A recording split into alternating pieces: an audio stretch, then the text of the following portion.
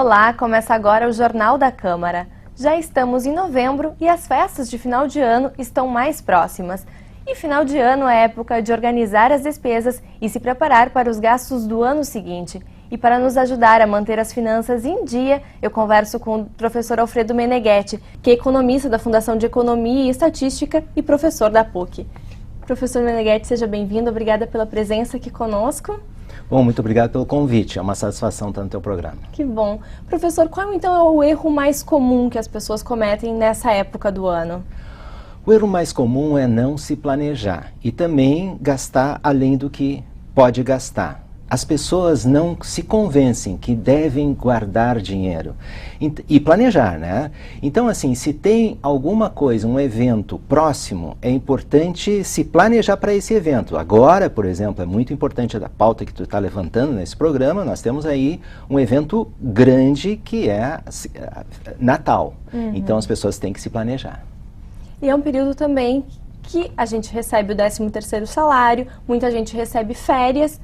E aí a conta bancária é muito bonita e se passa, né, professor? Exatamente, porque o que tem acontecido se o cidadão está endividado ao longo do ano, e provavelmente o cidadão esteja endividado, pelos dados que a gente vem acompanhando. Nós tivemos aí um evento grande, que a Copa do Mundo, e muitas pessoas se lançaram nesse chamamento de mídia por televisores, né? E acabaram parcelando essa compra uma vez que não tinham dinheiro. Bom, agora nós tivemos um aumento muito grande, setembro, outubro, de inadimplências, pessoas que adquiriram essas compras parceladas e não estão conseguindo vencer o pagamento. E com isso, ainda nós temos esse complicador praticamente para toda a economia, né?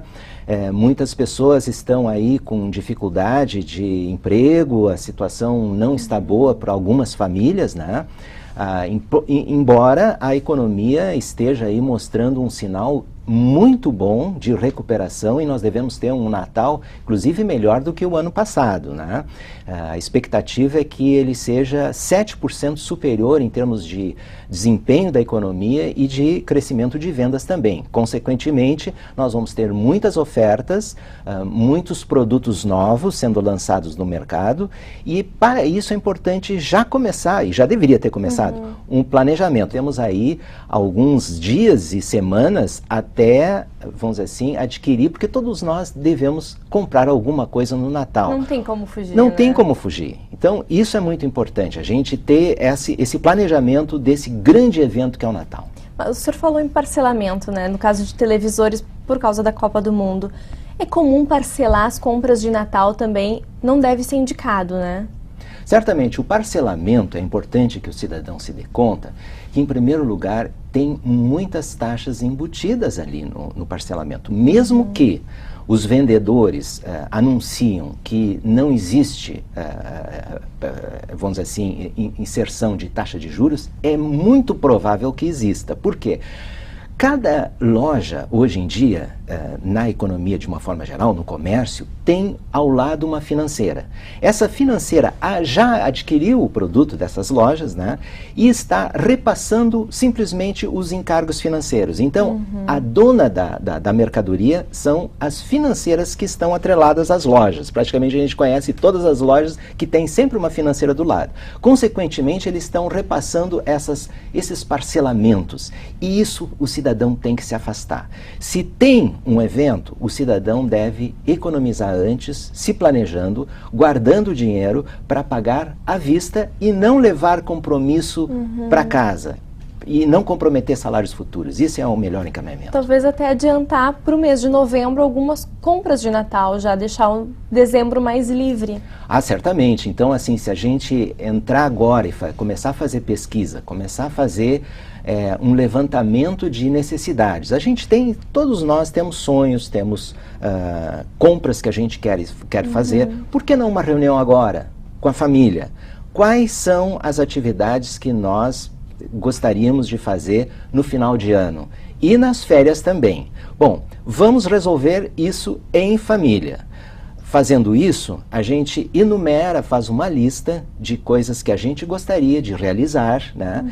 E para isso caberia todos nós da família elaborarmos um plano para que a gente consiga executar esse plano. Nós vamos deixar de gastar em algumas coisas, quem sabe sair eventualmente nos finais de semana, em algum restaurante, em algum gasto supérfluo. Trocar por opções mais baratas, talvez? Exatamente, fazendo coisas... Bom, eu não quero dizer, as pessoas me perguntam, mas professor, me diz uma coisa, o senhor quer dizer que daqui para frente as pessoas têm que só fazer poupança? Eu digo, não, as pessoas têm que viver, né?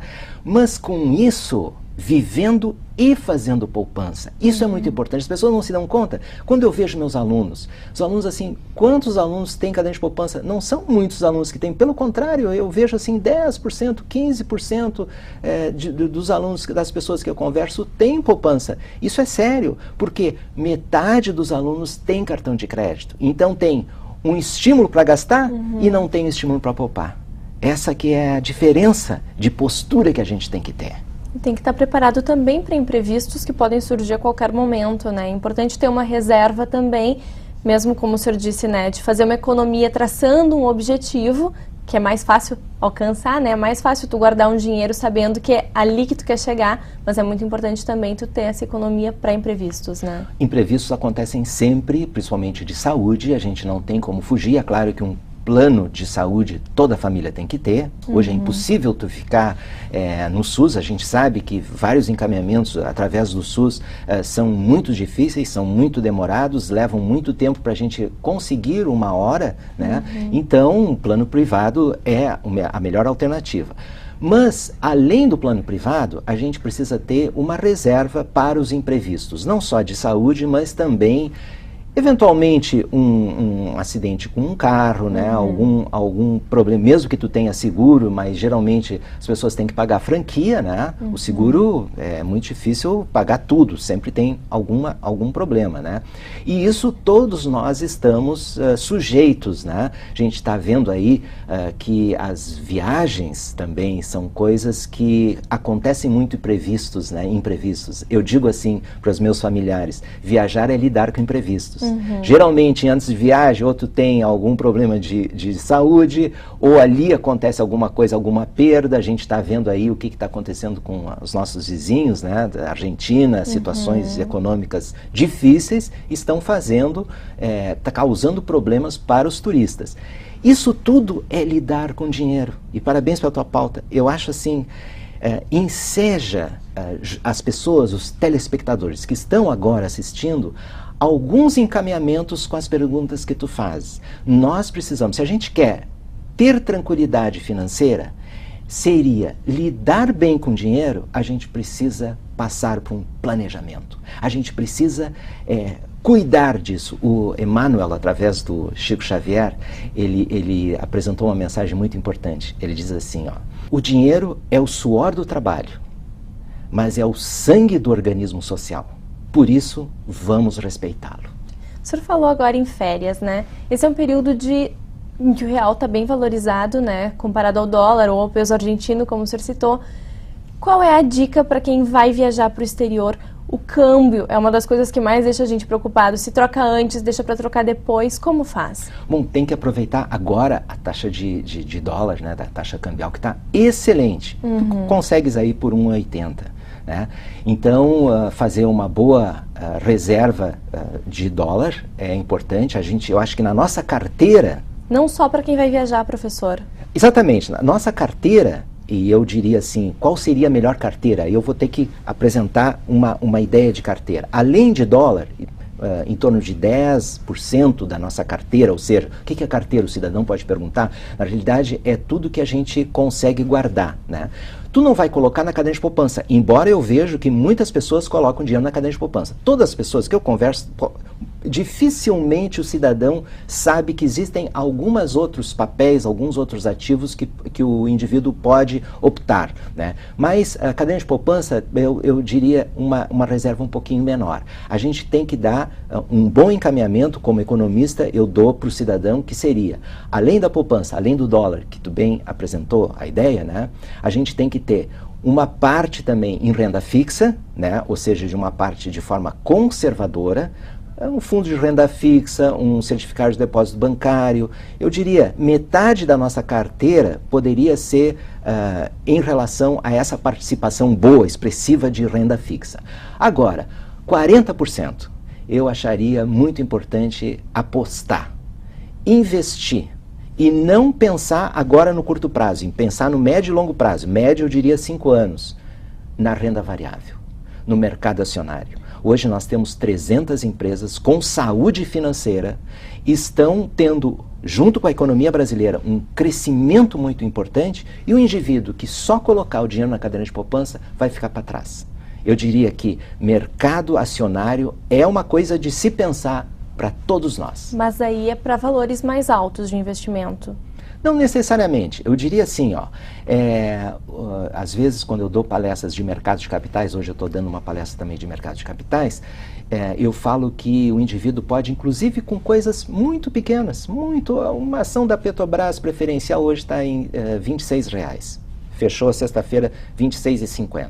O indivíduo que tiver de R$26 até, o bom seria um lote de 100 ações, né? 100 ações daria 2.600. Ele já pode fazer um financiamento, pode comprar no mercado fracionário uma ação da Petrobras e monitorar, como experiência. O que ele precisa fazer? Se cadastra numa corretora, número 1.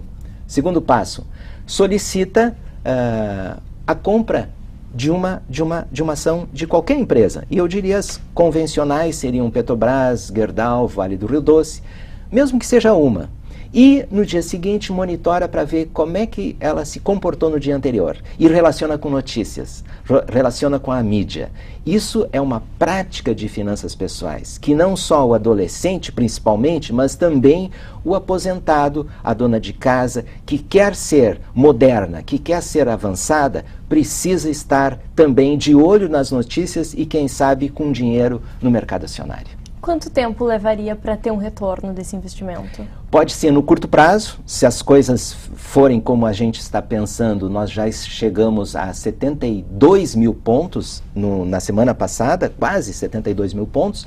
Lembra que quando caiu setembro de 2008, a crise americana, né, trouxe problemas e abalou praticamente a economia dos 250 países, nós estávamos no nível mais alto da Bolsa de Valores de São Paulo, 73.500. Então nós já estamos a 3% abaixo do valor máximo da Bolsa, que quando ela chegou na crise de setembro de 2008, ela começou a desabar, né? Desabou, mas recuperou, retomou.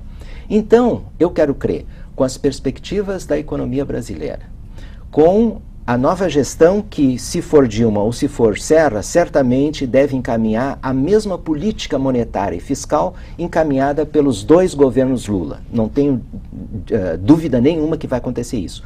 As perspectivas da economia brasileira são muito boas. O FMI e o Banco Mundial estão apresentando um crescimento de 7%, né, no ano de 2010 e continuar esse mesmo crescimento, esse mesmo nível nos próximos 5 anos. Consequentemente, as empresas brasileiras vão ter esse mesmo crescimento. O indivíduo que deixar só na cadeira de poupança vai estar perdendo dinheiro, porque não está vendo o que o economista está dizendo, né? O que as instituições estão dizendo, as instituições oficiais que acompanham, que monitoram a economia. Aquele que fizer isso é uma pena. A gente pensa que nos próximos 5 anos vai estar perdendo e pode estar até assistindo outros ganharem mais e ele ficando para trás. Isso a gente não quer. Então, o aconselhamento que eu dou, quem sabe não é uma boa hora de começar a fazer alguma coisa pelo dinheiro. Se o cidadão não fizer o dinheiro, ele fica refém do gerente de banco. O gerente de banco quer vender títulos de capitalização, ele está trabalhando para o banco, ele não está trabalhando para o cidadão. É claro que ele é muito cortês, ele faz o trabalho que o funcionário de empresa faz, ele trabalha para a empresa. Então é importante o cidadão se dar conta que ele tem que ler noticiários, ele tem que assistir palestras, ele tem que conversar com professores, ele tem que conversar com familiares. Esses estão trabalhando para ele, que estão ajudando ele. Então, com isso, ele não pode ficar só dependendo, muitas vezes, de eventuais sugestões de compras de papéis, como, por exemplo, título de capitalização, que é muito ruim. Título de capitalização, eu diria assim, ó, que o que sugerem? Concorre a sorteios, mas ganha abaixo da poupança. Então o indivíduo fica na esperança, na expectativa de concorrer a sorteios, quando na realidade está sendo remunerado aquele planejamento que ele tem de 6 anos, de estar colocando mensalmente dinheiro no título de capitalização, na expectativa de ganhar alguma coisa. Na realidade ele está sendo mal remunerado, ele está recebendo abaixo da caderneta de poupança, que hoje no ano dá 6%, então o título de capitalização dá 3%. Consequentemente ele tem que se afastar disso.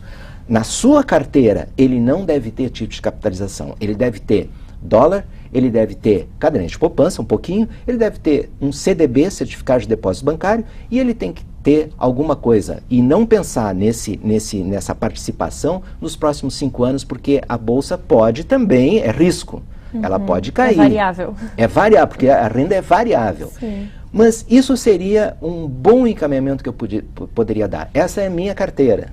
Bom, se eu me dedico, se eu monitoro a economia, se eu respeito o dinheiro, como diz o Emmanuel, né? Eu acho que isso aí é uma boa prática que eu possa estimular as pessoas que estão me ouvindo. Isso é importante a gente se dar conta. Professor, então, só para finalizar essa parte de investimentos e com relação à previdência privada? Previdência privada. O melhor que a gente pode fazer é optar por a nossa previdência privada. Quantas pessoas a gente sabe que investiram a vida inteira e acabaram sendo desiludidas pela previdência que optaram? Previdência é importante. A gente pode fazer até uma previdência empresarial, aquelas que as empresas, quando oferecem para os seus funcionários, ela paga uma parte e o funcionário paga a outra parte, é muito boa. A outra previdência, eu defendo a previdência administrada pelo cidadão. Ele vai organizar essa carteira, ele vai guardar 10% de tudo que ele ganha, ele vai se planejar para a aposentadoria. Quando ele tiver 60, 70 anos, ele vai poder ele mesmo desfrutar a previdência que ele fez, que ele administrou, e não depender de uma previdência eventual que geralmente tem apresentado alguns encaminhamentos para as pessoas que eu tenho ouvido, que não é o melhor, porque sempre é menos do que a pessoa espera. Menos do que estava previsto no início, então. Exatamente. Professor, então, para finalizar, IPVA e IPTU, impostos certos a serem pagos no início do ano que vem. Qual é a sua dica? Parcelamento, pagamento à vista? Eu defendo o pagamento à vista. Eu acho que os impostos a gente não pode deixar de pagar, eles são obrigatórios, a gente também tem que planejar isso. Isso seria uma coisa que a gente tem que pensar, que nós temos aí bons descontos. IPVA, IPTU, geralmente dá em torno de 20%. Então, aproveitando isso, a gente não consegue no mercado financeiro, porque no mercado financeiro a gente consegue 6%, né, que a caderneta de poupança é a forma mais tranquila que o cidadão tem, né, 6%. Bom, o IPVA, o IPTU, ou seja, a Prefeitura de Porto Alegre e o Governo do Estado estão dando 20%, então é muito importante. E para encerrar, eu sempre trago nas minhas palestras, nas minhas entrevistas, um porquinho para ajudar as pessoas, se eu conseguir tirar, consegui. Um porquinho para ajudar as pessoas a darem de presente, para guardar dinheiro. Eu acho que se todos nós guardarmos 10% de tudo que a gente ganha, a gente pode viver com tranquilidade financeira. Muito obrigada. Vai ser utilizado, com certeza. Professor, muito obrigada por todas essas informações. Espero que ajude também os nossos telespectadores a se organizarem para o próximo ano, né? Certamente, é isso que a gente quer. O Francis Bacon dizia que faça do dinheiro o seu escravo, porque senão ele será seu mestre. Pensando nisso, a gente pode viver melhor. Tá certo, muito obrigada. Obrigado.